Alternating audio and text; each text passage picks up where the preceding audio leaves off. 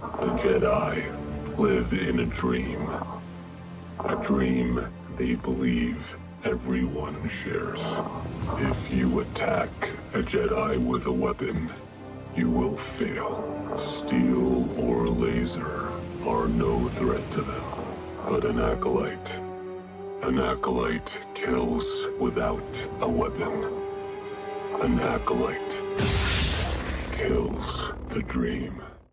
드라마 에콜라이트 1화는 수수께끼의 다크사이더가 자신의 사상을 메이에게 알려주는 장면으로 끝이 났습니다. 제다이는 모두가 공유하는 줄 아는 꿈속에 산다. 무기를 쥐고 제다이와 겨루면 이길 수 없다. 검이든 총이든 그들에겐 통하지 않는다. 하지만 에콜라이트는 무기 없이 죽이는 자이며 꿈을 죽이는 자이다. 이 짧다면 짧은 대사는 제다이를 위협하는 시스 기사단이 다른 단순한 무력 집단들과 차원이 다른 공포라는 걸 보여주는 대사입니다. 다크사이더의 첫 대사인 제다이는 모두가 공유하는 줄 아는 꿈속에 산다는 대사는 굳이 깊은 해석이 필요 없는 직관적인 말입니다. 제다이는 평화와 빛을 전파하기 위해서 한 몸 바쳐 평생을 헌신하는 종교인들이지만 당장의 드라마에 등장한 무역연합과 감옥에 갇힌 죄수들, 제다이의 정적들, 카이미르 같은 소시민들, 그리고 시스와 같은 다크사이더들은 이 은하계를 제다이와 공유할 생각이 없습니다. 가장 중요한 대사는 그 다음부터입니다. 무기를 쥐고 제다이와 겨루면 이길 수 없다. 검이든 총이든 그들에겐 통하지 않는다. 사실 1화 시작부터 검으로 제다이를 죽인 메이를 보나 오더 66 당시에 클론들의 레이저 세례에 쓰러져 나간 제다이 기사들을 보나 검과 총 모두로 죽는 제다이를 둔 다크사이더의 이 대사가 무슨 말인가 싶지만 이 말은 제다이가 무기로 죽이지 못하는 상대라는 뜻이라기보다는 제다이의 근간을 무너뜨리고 그 싹을 뽑는 데에 무력을 써봤자 의미가 없다는 뜻입니다. 3화의 오샤가 관념적으로 이해했던 것처럼 대부분의 은하계 시민들에게 제다이는 수도승이나 외교관, 장군으로 인식될 때도 있지만 이를 넘어선 하나의 상징이었습니다. 초인적인 힘으로 힘없는 이들을 구해주는 제다이는 평화와 기적, 이타심 등 온갖 선한 것들을 대표하는 영웅이었죠. 그런 영웅들 또한 필멸자이기 때문에 그들을 총과 칼로 일시적으로 굴복시키고 더 나아가 죽일 수도 있기야 하겠지만 결국 영웅을 죽이면 죽은 영웅은 순교자가 되어 더 많은 사람들의 동정과 공감을 불러일으킬 뿐입니다. 제다이 기사단 25,000년의 역사에서 제다이가 순수한 무력 앞에 무릎을 꿇은 적은 손에 꼽을 정도로 적습니다. 무정부주의자 나일 해적단이 제다이의 희망의 상징인 스타라이트 비콘을 반토막 내고 시스가 여러 차례 코러산트 행성을 점령한 적이 있었지만 그때마다 제다이는 다시 일어서서 은하계 시민들을 위해서 저항하고 승리했습니다. 그렇다면 제다이 황금기에 제다이를 죽이려면 어떤 방법을 써야 할까요?